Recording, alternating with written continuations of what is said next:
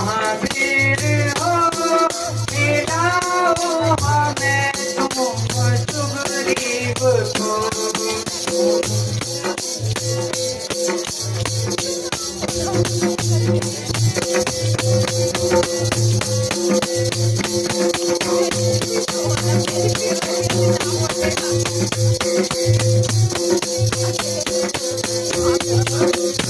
हे सखा हनुमान, तुम हमें सुग्रीव से मिलाओ, हम उनके सारे दुख हर लेंगे।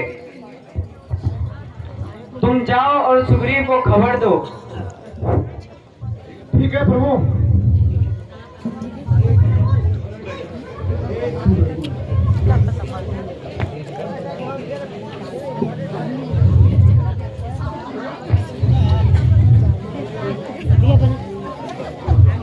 प्रणाम। ये सका हनुमान, मैंने आपको जिस कार्य हेतु भेजा था उसमें क्या हुआ?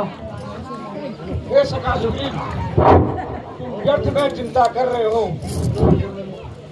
वो तो प्रभु श्री राम जगत के स्वामी नारायण हैं और वो इस वन में अपनी पत्नी की खोज में आ रखे हैं। वो आपसे मिलना चाहते हैं और आपसे मित्रता करना चाहते हैं सका। हे सका हनुमान, यह तो इस सुग्रीव का अहोभाग्य है जो आज प्रभु हमारे द्वार पे पधारे हैं। सका हनुमान, शीघ्रता करो, मुझे प्रभु राम से मिलना है। आओ सका। प्रभु प्रणाम, प्रभु प्रणाम।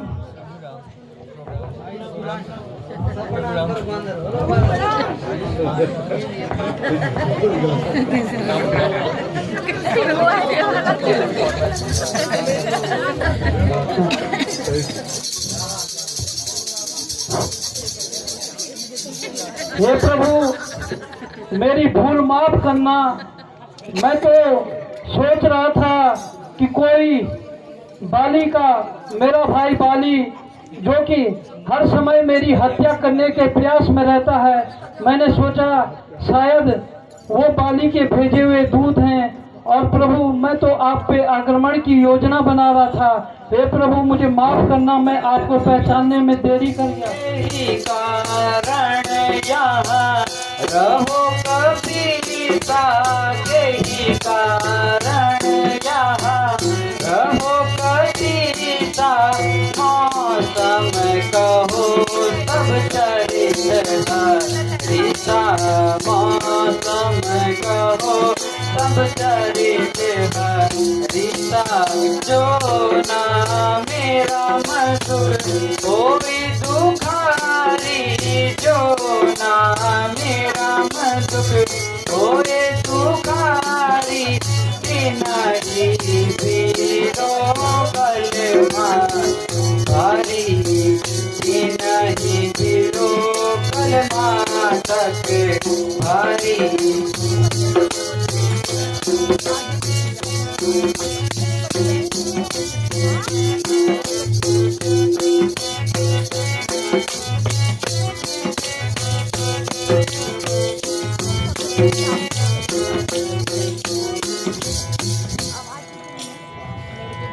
हे सखा सुग्रीव, तुम किस कारण से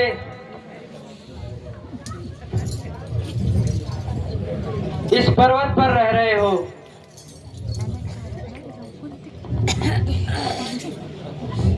मुझे अपने सारे दुख बताओ।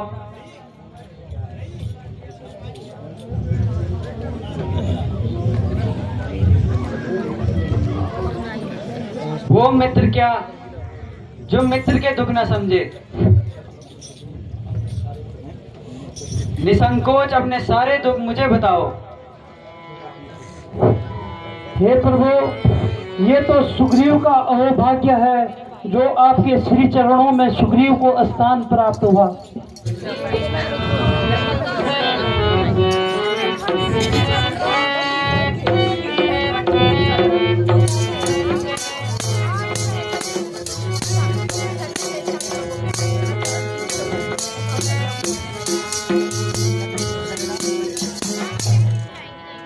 नाथ बाली मैं गो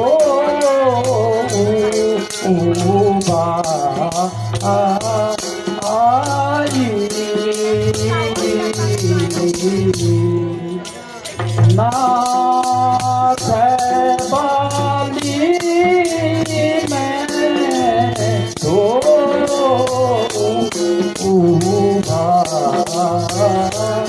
आई राही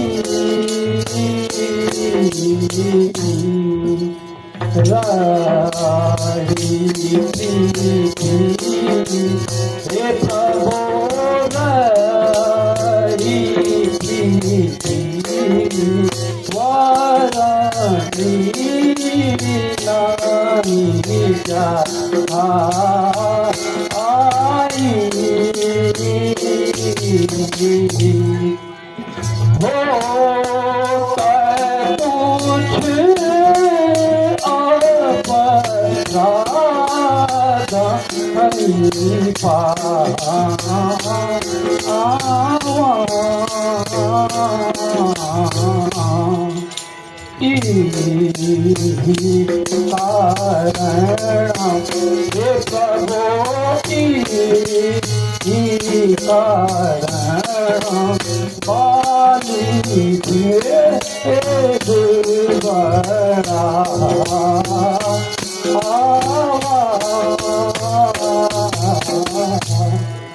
हे प्रभु, मैं और बाली दोनों आपस में भाई भाई हैं, लेकिन कुछ बाली के अविश्वास के कारण उसने मुझसे बैर रखा और साथ ही साथ बाली ने मेरी पत्नी को भी अपने पास रखा हुआ है। इस कारण मैं दुखी होकर उसके भय से इस विश्वमुख पर्वत पर रह रहा हूँ।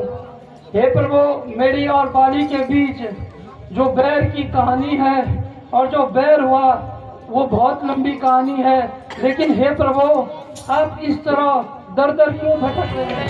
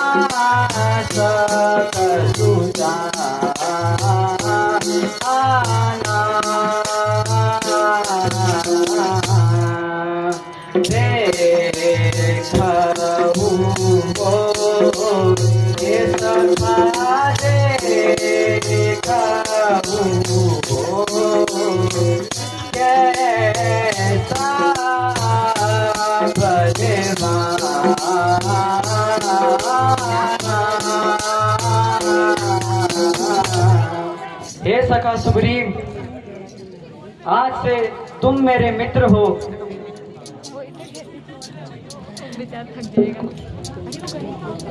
मैं अग्नि को साक्षी मानकर तुम्हें वचन देता हूँ कि मैं तुम्हारी अवश्य सहायता करूंगा। लंका का राजा रावण मेरी पत्नी सीता को हर कर ले गया है। उसकी खोज में मैं यहाँ भटक रहा हूँ। तुम मेरी पत्नी सीता की खोज में सहायता करो। हे प्रभु, मैं आपकी चरणों की सौगंध खाकर कहता हूँ कि मैं आपकी अवश्य सहायता करूँगा।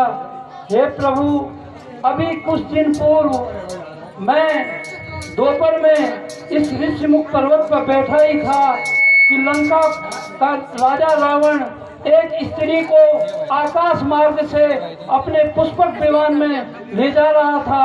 वह स्त्री काफी बिलख रही थी, हाय राम हाय लक्ष्मण कह रही थी। जैसे ही उस स्त्री ने मुझे देखा तो उसने अपने कुछ गहने मेरी ओर फेंके। हे प्रभु, ये वो गहने हैं, अगर आप इनकी पहचान कर सको तो आपकी मैं कुछ सहायता कर सकता हूँ।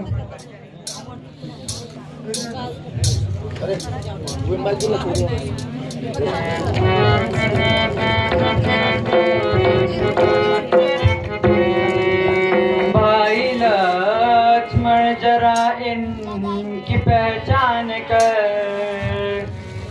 भाई लक्ष्मण जरा इनकी पहचान कर कि ये सीता का गहना भी है या नहीं, कि ये सीता का गहना भी है या नहीं।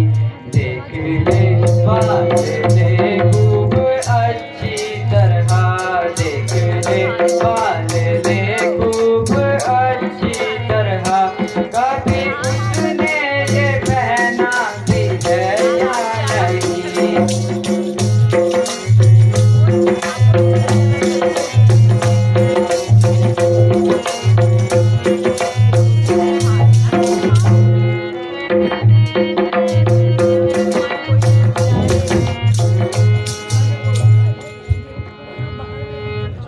हे भ्राता लक्ष्मण, तुम इन गहनों की पहचान करो।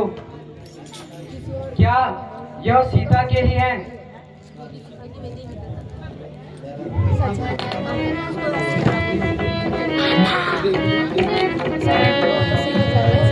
पापा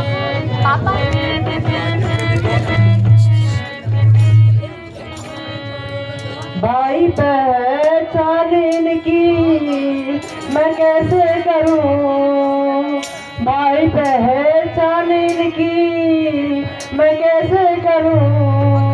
कुछ समझ में मेरी बात आती नहीं, कुछ समझ में मेरी बात आती नहीं।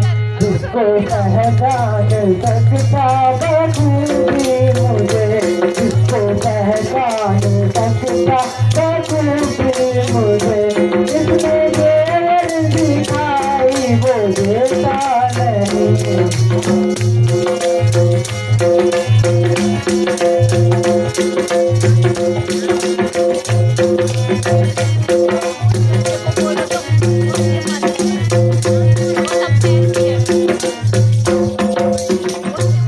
हे भ्राता, मैं इन देवरों की पहचान कैसे करूं?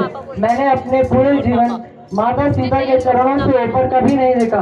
अगर कोई जेवर जो चरण में पहनते हो अगर वो है तो मैं उनको पहचान सकता हूँ।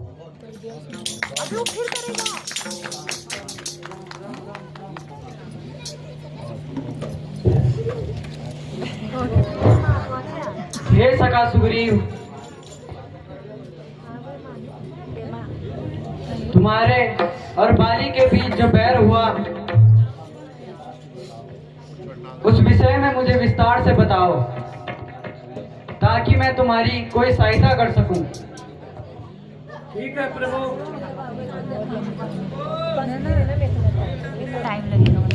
ठीक है प्रभु, मैं आपको और अपने बड़े भाई बाली के बारे में विस्तार पूर्वक बताता हूँ। हे प्रभु, पहले तो मैं अपने और भाई बाली के जन्म के बारे में बताता हूँ। हे प्रभु, पंपा नदी के किनारे एक राज्य किष्किंधा राज्य था जिसके राजा मेरे पिता थे। एक समय की बात है, किष्किंधा राज्य में एक तालाब हुआ करता था। उस तालाब को साफ था कि उसमें जो भी पुरुष उस तालाब में स्नान करेगा वह स्त्री का रूप धारण कर देगा। मेरे पिता बहुत बलवान और जिद्दी प्रवृत्ति के थे। उसी जिद के कारण एक दिन वह उस तालाब में स्नान करने चले गए। जैसे ही उन्होंने अब उस तालाब के अंदर अपना चरण रखा, वैसे ही उन्होंने स्त्री का रूप धारण कर दिया। जैसे ही स्त्री का रूप धारण किया तो देवराज इंद्र की नजर उस स्त्री के लंबे छरछरे बालों पे पड़ी और सूर्यदेव की नजर उस स्त्री की गर्दन पे पड़ी और वह दोनों उस स्त्री पे मोहित हो गए। मोहित होने के कारण उस स्त्री के बालों से जिसकी उत्पत्ति हुई वह है भाई बाली, और ग्रीवा अर्थात गर्दन से जिसकी उत्पत्ति हुई वह मैं स्वयं सुग्रीव हूँ। हे प्रभु, मेरे और बाली के बीच बैर होने का मुख्य कारण यह है कि पिता की मृत्यु के बाद भाई बाली को राजा बना दिया गया और एक बार बिंदुवी नाम का महा दानवी राक्षस मध्यरात्रि को किष्किंधा नगरी के द्वार पे आया और भाई बाली को युद्ध के लिए ललकारने लगा। क्योंकि भाई बाली में अथाह बल समाहित था, इसलिए उसकी ललकार सुनकर वह भी उसके साथ युद्ध के लिए जाने लगे और उनको युद्ध में जाता देख मैं भी उनके पीछे पीछे युद्ध में चला गया। हे प्रभु, वह राक्षस जब उसने हम दोनों भाइयों को अपने पीछे आता देखा तो वह घबरा गया और एक गुफा के अंदर चला गया। भाई बाली ने मुझे आदेश दिया कि मैं इस गुफा के अंदर जाता हूँ और उस राक्षस का वध करके आता हूँ, तुम तो तब तक तुम इस गुफा के बाहर पहरा देना। मैं भाई बाली की आज्ञा मानकर उसी गुफा के बाहर पहरा देने लगा। समय बीता, दिन बीते, सप्ताह बीते, माह बीते और इस प्रकार भाई बाली और उस बिंदुवी नाम के राक्षस के बीच 1 साल तक युद्ध चलता रहा। एक दिन प्रभु उस गुफा के अंदर कहराने की जोर जोर आवाजें आने लगी और उस गुफा के बाहर खून की धाराएं बहने लगी। काफी देर बाद जब मैंने देखा कि उस गुफा से न तो भाई बाली बाहर आया है न वो राक्षस कहीं दिखाई दे रहा है, तो मुझे शंका हुई कि शायद वह उस राक्षस ने भाई बाली को मार दिया है। और यह विश्वास करते हुए कि भाई बाली युद्ध में मारा जा चुका है, राजगद्दी पे बैठा था। भाई बाली को लगा कि शायद सुग्रीव ने यह जानबूझ के किया ताकि बाली उस गुफा से कभी बाहर न आ पाए, इसलिए बाली को मुझ पर अत्यंत क्रोध आया और भाई बाली को जैसे ही मैं कुछ बोलता उन्होंने मुझ पे आक्रमण कर दिया। प्रभु, उन्होंने मेरे गुप्तचर जो मेरे हितैषी थे उन सभी को कारागार में डाल दिया और साथ ही साथ प्रभु मेरी धर्मपत्नी रोमा उसको बंधक बना दिया। आज भी बाली ने उसे दासी के रूप में अपने पास रखा है। हे प्रभु, उस दिन मैं बाली से अपनी जान बचाते हुए किसी तरह इस ऋषिमुख पर्वत पे पहुंचा और इस ऋषिमुख पर्वत पे भी इसलिए आया क्योंकि भाई बाली को श्राप है कि भाई बाली जब भी इस ऋषिमुख पर्वत पे अपना चरण रखेगा तो उसके सिर के टुकड़े टुकड़े हो जाएंगे। इसलिए प्रभु, मैं इस दुखी मन से इस ऋषिमुख पर्वत पर रह रहा हूँ।